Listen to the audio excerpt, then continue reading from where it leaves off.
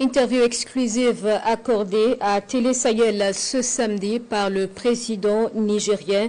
Le général d'armée Abdourahmane Tchani s'est longuement exprimé sur la situation sécuritaire au Niger et dans l'espace AES. Un entretien dans lequel le chef de l'État du Niger accuse la France et ses alliés occidentaux d'ingérence et de manœuvres tendant à contrôler les peuples du Sahel. Le point de l'interview avec Frédéric Nichema.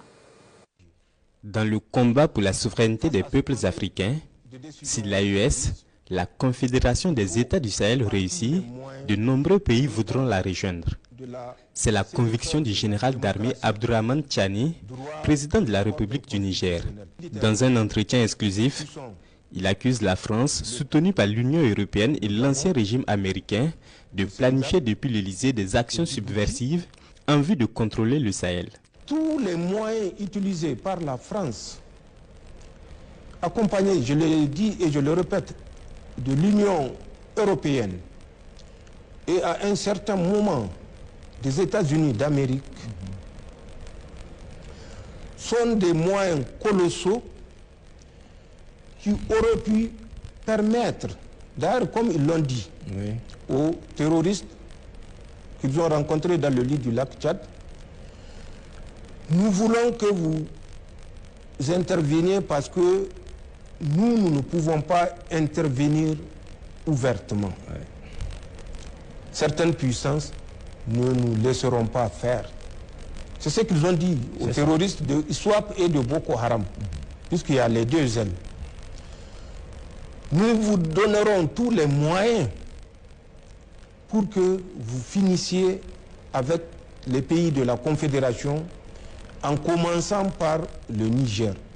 Exprimez vos besoins, qu'ils soient financiers, qu'ils soient matériels, qu'ils soient en ressources humaines.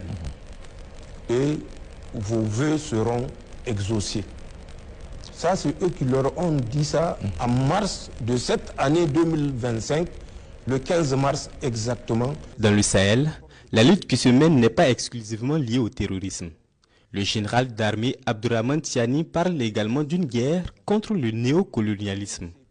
Une guerre face à laquelle il appelle à l'unité et à l'éveil des consciences africaines. Ce qui se passe dans l'espace confédéral, c'est la résultante d'une réflexion profonde, guidée par la défense des intérêts géostratégiques, géopolitiques de ces puissances coloniales qui sont prêtes à marcher sur les cadavres des citoyens africains de la Confédération qui ne leur ont jamais déclaré la guerre.